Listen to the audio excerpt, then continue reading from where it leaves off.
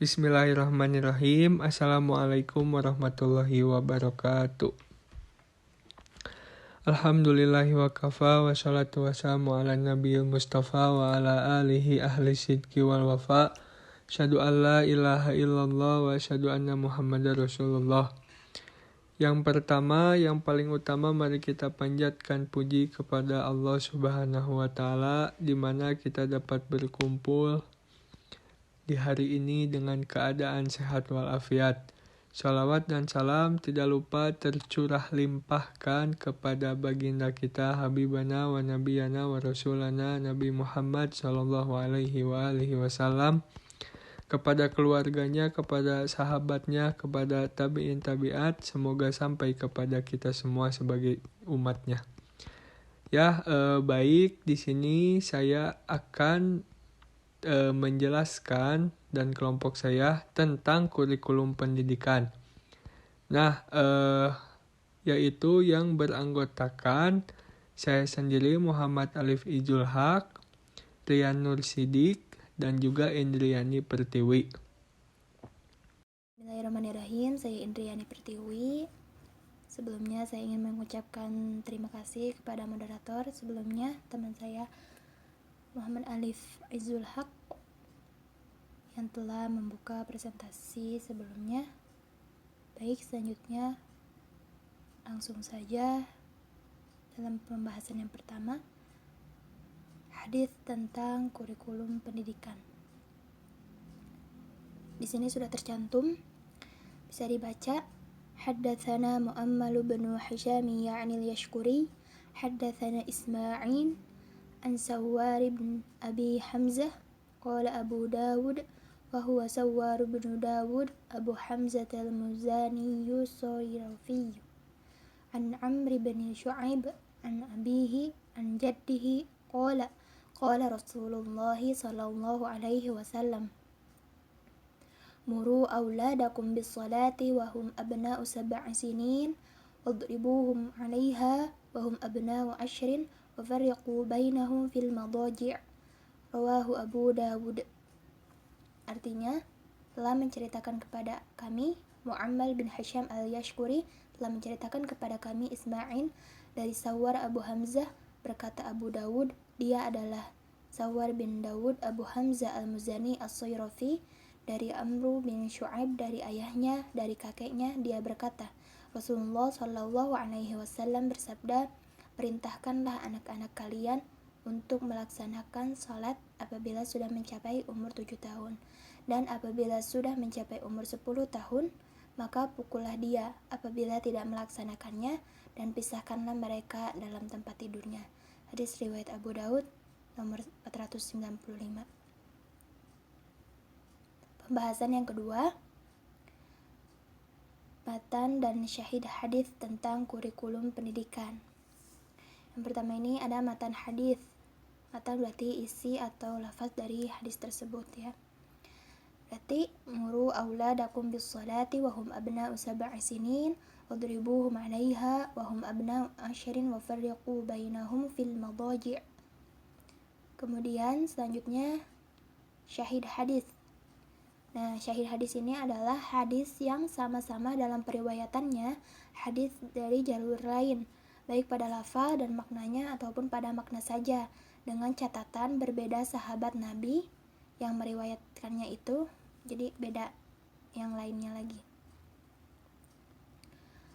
Dalam makalah itu ada 3 syahid hadis yang kami ambil, namun di sini hanya satu saja yang kami tampilkan, yaitu Sunan Abu Daud nomor 494, yakni haddatsana Muhammad bin Isa ya'ni bin Taba' haddatsana Ibrahim bin Sa'id an Abdul Malik bin Rabi' ibn Sabrah an nabihi an jaddihi qala an-nabiy sallallahu alaihi wasallam muru sabiyya bis-salati idza balagha 7 sinin wa idza balagha 10 sinina fadribuhu 'alaiha.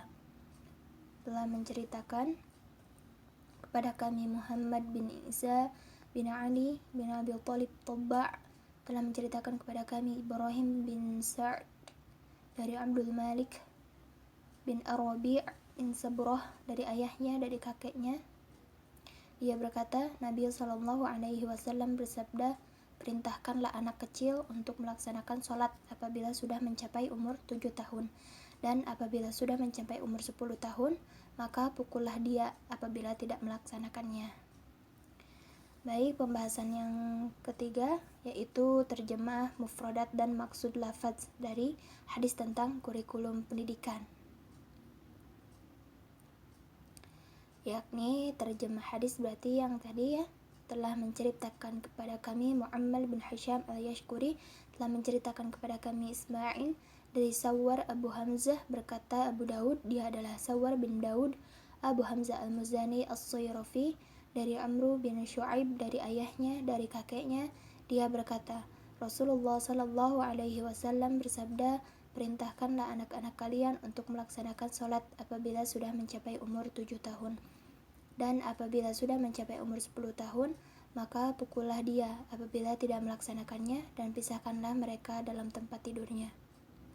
Kemudian di sini ada mufradat, kosakata ya. Di sini ada tampak ya kosakata dari hadis, dari matan hadisnya, yaitu pertama muru, perintahkanlah, auladakum, anak-anak kalian, bis-sholati, untuk sholat, wahum, dan mereka, abna'u, anak-anak, sab'in, 7, sinin, tahun, wadribuhum, dan pukullah mereka, alaiha, atasnya, wahum, dan mereka, abna'u, anak-anak, ashrin, 10, wafarriqu, dan pisahkanlah, bainahum, di antara mereka, dan yang terakhir fil madaji', dalam tempat tidur. Nah, di sini tidak dicantumkan maksud lafadznya ya, ada di makalah, dan saya akan memaparkan sedikit saja. Hadis ini memberikan bimbingan kepada kita untuk membiasakan anak-anak kita melakukan ketaatan meskipun mereka belum mencapai usia baligh mukallaf. Syekh Muhammad bin Shalih Al-Utsaimin rahimahullah berkata, yang dimaksud dengan pukulan pada hadis ini ya tadi kan wadribuhum, dan pukullah mereka. Nah, di sini itu maksudnya adalah pukulan yang dengannya terwujud bentuk pengajaran, bukan pukulan yang membahayakan. Oleh sebab itu, orang tua tidak boleh memukul anaknya dengan pukulan yang menyakitkan. Orang tua juga tidak diperbolehkan memukul anaknya terus-menerus tanpa adanya kebutuhan akan hal itu. Namun, pukulan hanya boleh dilakukan jika dibutuhkan saja. Misalnya, anak tersebut tidak mau mengerjakan sholat kecuali jika dipukul. Ketika itu, anak tersebut dipukul namun tidak dengan pukulan yang keras, melainkan pukulan biasa saja. Hal ini karena Nabi SAW hanya memerintahkan kita untuk memukul mereka dalam rangka pengajaran dan meluruskan mereka, dan bukan untuk menyakiti mereka. Kemudian pembahasan selanjutnya yaitu esensi hadis menurut ta'rif, istilah, dan dilalah dari hadis tentang kurikulum pendidikan. Yang pertama ini ada ta'rif istilah. Nah, ta'rif istilah ini adalah merupakan ta'rif yang pokok atau terbatas, tidak jami', mencakup yang luas.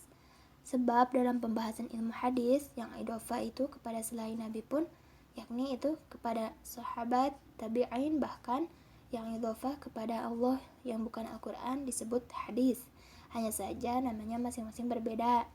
Yang idhofah kepada Nabi SAW disebut hadis marfu', yang idhofah kepada sahabat disebut hadis mauquf, yang idhofah kepada tabi'in disebut hadis maqtu', dan yang idhofah kepada Allah Subhanahu wa taala bukan Al-Quran disebut hadis qudsi.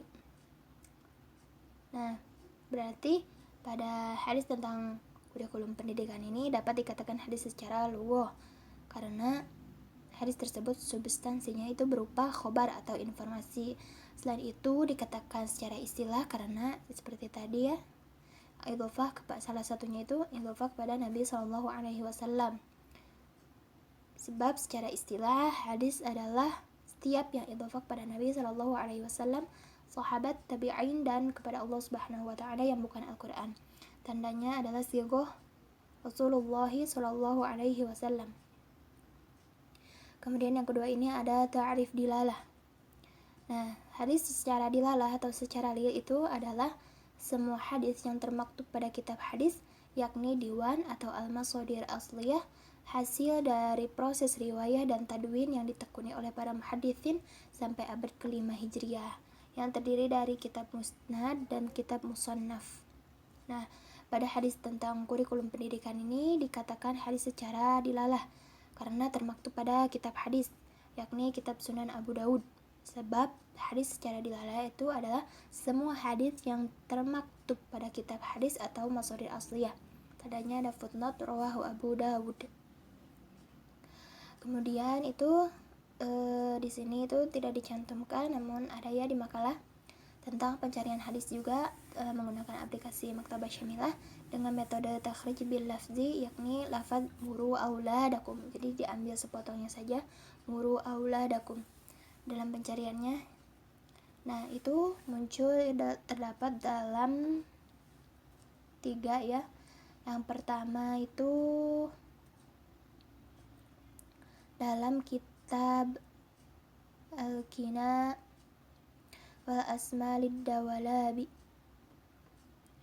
Nah, ini itu pada juz 2 halaman 491. Kemudian yang kedua itu pada kitab Kifayah fi Ilmi Riwayah al-Khatibi al-Baghdadi pada juz 1 halaman 63. Kemudian yang terakhir itu pada Syarah Sunnah lil Baghawi itu pada juz 2 halaman 406. Mungkin sekian pemaparan dari saya mengenai 4 pembahasan di awal mengenai hadis tentang kurikulum pendidikan, kemudian matan dan syahid hadisnya, kemudian terjemah, mufradat dan makna lafaz dari hadis tersebut, kemudian yang terakhir tadi itu ada ta'rif istilah dan dilalah dari hadis tersebut. Baik, sekian dan terima kasih. Mohon maaf bila ada kekurangan, kesalahan dan kata yang kurang berkenan. Saya kembalikan lagi kepada moderator. Mangga, Alif. Nah, selanjutnya saya akan membahas tentang ta'rif arkan hadis tentang kurikulum pendidikan. Nah, di sini rawi ya. Nah, rawi adalah orang yang meriwayatkan hadis, yakni yang menerima, memelihara, dan menyampaikan hadis. Nah, rawinya itu yang pertama Abdullah bin Amr bin Al-As bin Wa'il, yang kedua Syuaib bin Abdullah bin Amr bin Al-As, yang ketiga Amr bin Syuaib bin Muhammad bin Abdullah bin Amr, yang keempat Sawar bin Hamzah, yang kelima Ismail, yang keenam Mu'ammal bin Hisam al-Yaskuri, yang ketujuh Abu Daud. Nah, selanjutnya sanad adalah keseluruhan rawi yang menjadi sandaran hadis mulai dari yang pertama Abu Daud, kedua Mu'ammal bin Hisam al-Yaskuri, yang ketiga Ismail, yang keempat Sawar Abu Hamzah, yang kelima Amr bin Syuaib bin Muhammad bin Abdullah bin Amr, yang keenam Syuaib bin Abdullah bin Amr bin Al-As, yang ketujuh Abdullah bin Amr bin Al-As bin Wa'il. Nah, selanjutnya ada matannya. Matan adalah redaksi atau lafaz atau teks hadis yang letaknya setelah atau di ujung sanad, yaitu muru auladakum bisalati wahum abna'u sab'i sinina wadribu wahum alaiha wahum abna'u ashrin wa farraqu bainahum fil mudoji. Selanjutnya jenis hadis tentang kurikulum pendidikan. Hadis ini hasan, diriwayatkan oleh Abu Daud nomor 495, Ahmad 2 atau 180,187, Al-Hakim 1 atau 197, dan Al-Bagawi dalam Sarhuh Sunnah 2 atau 406, nomor 505 dengan sanad hasan dari Amr bin Syuaib dari ayahnya dari kakeknya. Hadis ini dinyatakan sebagai hadis hasan oleh Imam An-Nawawi rahimahullah dalam Al-Majmu' dan Riyadus Shalihin. Syekh Albani rahimahullah berkata sanadnya hasan sahih. Hadis ini hasan karena dalam sanadnya ada Sawar bin Daud Abu Hamzah Al-Mujazi As-Sairafi. Dia dikatakan sikoh oleh Ibu Ma'in. Imam Ahmad rahimahullah berkata tidak apa-apa. Imam Ad-Daraqutni berkata tidak bisa dijadikan mutaba'ah, tapi hadis ini bisa dipakai. Adapun Amr bin Shu'aib dari ayahnya dari kakeknya, maka sanadnya hasan dan dipakai oleh para ulama seperti Imam Ahmad, Imam Ibnul Madini, Imam Ishaq bin Rahawiyah, dan Imam Al-Bukhari. Selanjutnya, kualitas hadis tentang kurikulum pendidikan. Kualitas hadis tentang kurikulum pendidikan termasuk ke dalam hadis makbul hasan. Hadis makbul hasan ini syarat dan kriteria sama dengan hadis makbul sahih, kecuali tentang kedobitan rawinya. Untuk hadis makbul sahih dipersyaratkan rawi yang tamdob, sedangkan hadis makbul hasan hanya sampai qalil dob, artinya agak dob, yang biasanya diukur oleh tingkat daya hafalnya. Selanjutnya, tashis dan i'tibar hadis tentang kurikulum pendidikan. Tashis hadis tentang kurikulum pendidikan. Untuk hadis tentang kurikulum pendidikan, bila setelah ditahrij ternyata hanya satu, kita lihat tahjib. Untuk menentukan adil dobitnya, kita lihat tabaqah rawi sanadnya. Untuk menentukan mustahil munfasilnya berdasarkan nak ar-rawi. Di antara sanad-sanad yang sikoh terdapat beberapa perawi yang kurang sikoh, yaitu Syu'aib bin Muhammad bin Abdullah bin Amr bin As dan Muhammad bin Abdullah bin Amri bin As. Dari segi matanya sudah jelas marfu. Untuk melihat ada tidaknya ilat matan, maka harus dibandingkan dengan matan yang lain. Bila lafzi atau maknawi, maka tidak ada ilat. Dari segi kejanggalan, bandingkanlah dengan ayat Al-Quran yang dibayan dan analisis sejauh mana tingkat logisnya menurut timbangan akal sehat, sehingga dapat disimpulkan bahwa hadis tersebut termasuk hadis makbul sahih li ghairihi. Hadis makbul sahih li ghairihi adalah hadis makbul hasan li jatihi yang dikuatkan oleh muttabi dan atau syahid. Muttabi adalah sanad lain atau sanad yang lebih dari satu alur dalam periwayatan suatu hadis. Syahid adalah matan lain atau matan yang lebih dari satu untuk suatu hadis dalam materi yang sama. Selanjutnya, i'tibar hadis tentang kurikulum pendidikan. Terdapat kaidah i'tibar al-matan untuk menentukan kualitas hadis dengan i'tibar diwan, i'tibar syarah, dan i'tibar fan untuk hadis tentang kurikulum pendidikan. Dengan i'tibar diwan dapat dikatakan sebagai hadis hasan karena termaktub pada kitab sunan, yakni kitab Sunan Abu Dawud. Tandanya ada fot rawahu Abu Dawud. Menurut konveksi muhadisin, kitab sunnah hadisnya hasan. Nah, untuk selanjutnya akan dijelaskan oleh teman saya, Rian. Mangga dipersilakan. Bismillahirrahmanirrahim. Lanjut kepada pembahasan yang selanjutnya, yaitu mengenai ta'amul hadis tentang kurikulum pendidikan. Setelah diketahui makbulnya hadis, masih harus diterapkan kaidah ta'amul atau tatbik. Sebab hadis makbul bisa ma'amul bih dan juga bisa ghairu ma'amul bih. Yang ma'amul bih bisa diamalkan atau dipergunakan sebagai hujjah, sedangkan yang ghairu ma'amul bih walau makbul tidak bisa diamalkan atau dipergunakan.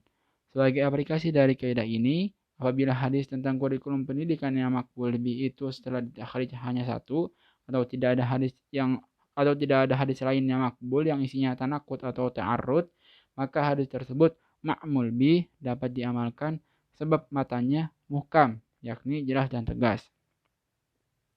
Kemudian lanjut kepada pembahasan selanjutnya mengenai asbabul wurud dan juga munasabah dari hadis tentang kurikulum pendidikan. Nah, yang pertama mengenai asbabul wurudnya atau sebab-sebab turunnya hadis ini. Sebab wurud hadis Nabi tentang perintah sholat pada anak sejak usia 7 tahun ini dengan menggunakan sebab wurud berupa hadis Abu Daud yang lain yang memiliki kandungan matan yang semakna, karena tidak ada penjelasan secara jelas mengenai sebab urut hadis tersebut. Adapun bunyinya yaitu hadasana Sulaiman bin Dawud al-Mahriyu, hadasana ibnu Wahbin, hadasana Hisham bin Sa'adin, hadasani Mu'ad bin Abdullah bin Hubay bin al-Juhaniyu qala dakhalna alaihi faqala liimra'atihi mata yusalli as-sabiyyu faqalat kana rajulun minna yadhkuru ar-Rasulullah sallallahu alaihi wasallam annahu su'ila an dzalika faqala idza arafa yaminahu min shimalihi famuruhu bis-shalah. Artinya itu telah menceritakan kepada kami Sulaiman bin Dawud al-Mahri, telah menceritakan kepada kami Ibnu Wahab, telah menceritakan kepada kami Hisham bin Sa'ad, telah menceritakan kepada kami Mu'ad bin Abdullah bin Kubayb al-Juhani. Dia, Hashim bin Sa'ad, berkata, kami pernah masuk ke rumah Mu'ad bin Abdullah. Kemudian dia bertanya kepada istrinya, kapankah seorang anak diperintahkan untuk sholat? Istrinya pun menjawab, salah seorang dari kami menyebutkan dari Rasulullah SAW bahwasanya beliau pernah ditanya tentang hal tersebut, maka beliau menjawab, apabila dia sudah mengetahui mana yang kanan dan mana yang kiri, maka perintahkanlah dia untuk sholat. Hadis riwayat Abu Dawud nomor 419. Nah, dari hadis di atas atau dari hadis tersebut terlihat bahwa munculnya hadis perintah sholat kepada anak dapat diketahui ketika ada seorang sahabat bernama Mu'ad bin Abdullah bin Kubayb al-Juhani radhiyallahu an bertanya kepada istrinya, kapankah anak-anak harus mengerjakan sholat?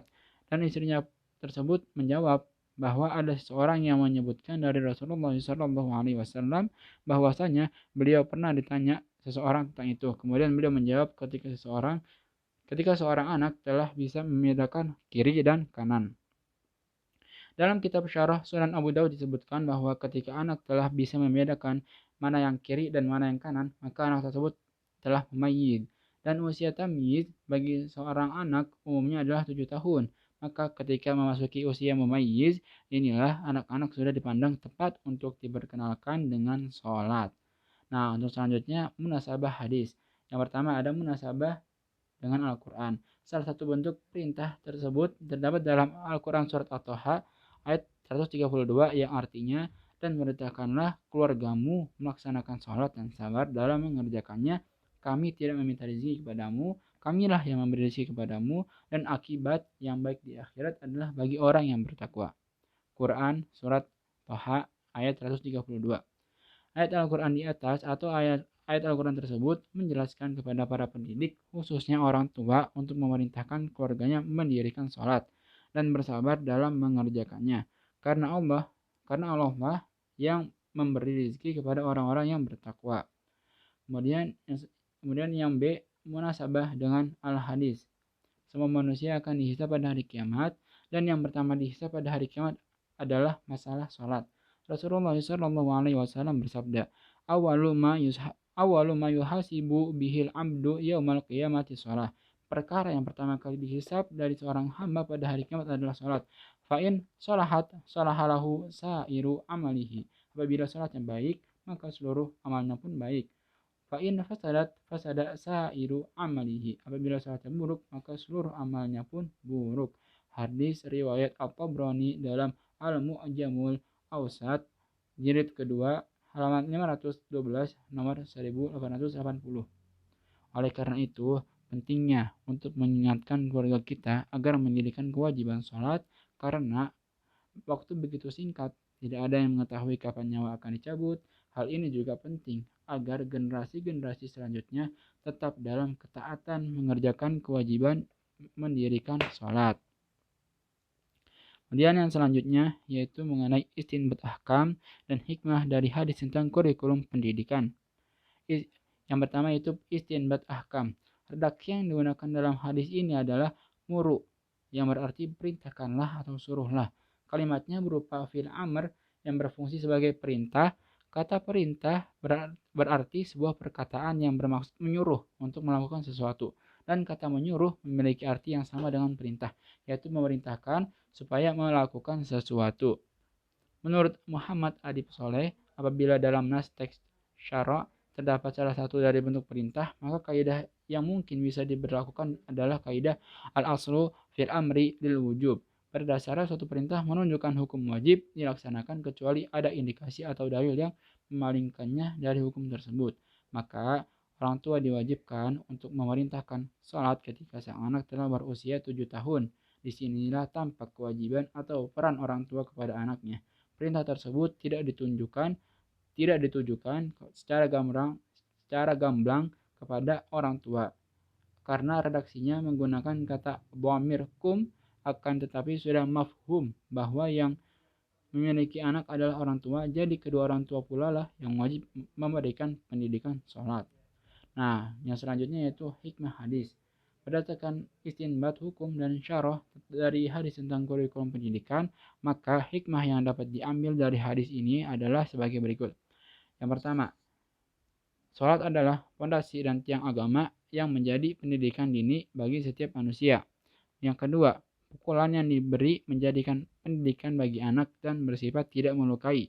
Yang ketiga, Rasulullah SAW membedakan antara umur 7 tahun dan 10 tahun agar para pendidik memperhatikan fase-fase pendidikan anak. Kemudian yang terakhir, mengajarkan anak agar mereka dewasa mengerti akan larangan ikhtilat atau campur baur laki-laki dan perempuan. Salah satunya dengan memisahkan tempat tidur mereka. Kemudian pembahasan selanjutnya mengenai problematika tafhim dan tatbik dari hadis tentang kurikulum pendidikan.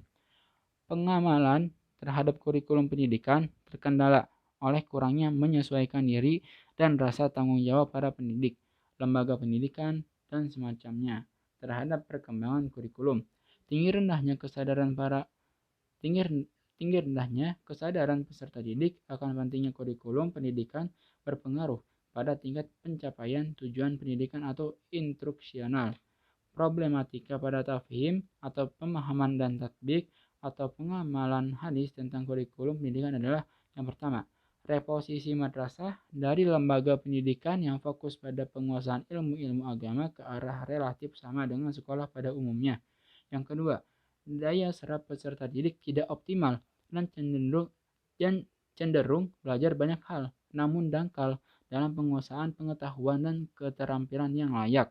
Yang ketiga, pendekatan kurikulum pendidikan Islam masih cenderung normatif. Yang keempat, penilaian hasil belajar lebih diacukan pada penilaian individual yang lebih menekankan aspek kognitif. Dan yang terakhir adalah kesulitan mempertanggungjawabkan dalam mengembangkan kurikulum. Nah, mungkin itu saja yang dapat saya sampaikan. Mohon maaf apabila salah kata. Sekian dan wassalamualaikum warahmatullahi wabarakatuh. Nah, kesimpulannya hadis tentang kurikulum pendidikan setelah ditakhrij esensi otentik secara lughah merupakan khabar atau informasi. Secara istilah idhofah kepada Nabi Shallallahu Alaihi Wasallam secara dilalah termaktub pada kitab hadis Musadir Asliyah atau Sunan Abu Dawud Al-Bina wal Asma Ad-Dawalabi Kifayah fi ilmi riwayah li Khatibi Al-Baghdadi dan Syarah Sunan lil Bagawi dan secara arkan lengkap matan dengan rawi dan sanadnya. Kehujahan hadis tersebut dengan dilihat dari segi sanadnya termasuk hadis hasan, termasuk ke dalam sanadnya hasan sahih dengan kualitas hadis tersebut makbul sahih li ghairi atau makbun hasan li zatihi. Berdasarkan kaidah tatbik makbul yang makmul artinya dapat diamalkan karena muhkam yang matanya jelas dan tegas. Kandungan hukum dari hadis tentang kurikulum pendidikan merupakan perintah yang diwajibkan untuk orang tua memerintahkan sholat kepada anak telah berusia 7 tahun. Jika usia anak mencapai 10 tahun, maka pukullah mereka. Kemudian Rasulullah Shallallahu Alaihi Wasallam memerintahkan untuk memisahkan tempat tidur anak-anak. Nah, selanjutnya implikasi. Kurikulum dalam proses pendidikan adalah sebagai alat untuk mencapai tujuan pendidikan karena dalam kurikulum memiliki bagian-bagian penting sebagai penunjang yang dapat mendukung operasi dengan baik dalam penyusunannya. Kurikulum pendidikan Islam haruslah memperhatikan dasar-dasar yang menjadi kekuatan utama dan mempengaruhi dan membuat materi susunan serta organisasi kurikulum yang sesuai dengan tujuan akhir pendidikan. Nah, mungkin sekian yang dapat kami jelaskan. Syukron. Wassalamualaikum warahmatullahi wabarakatuh.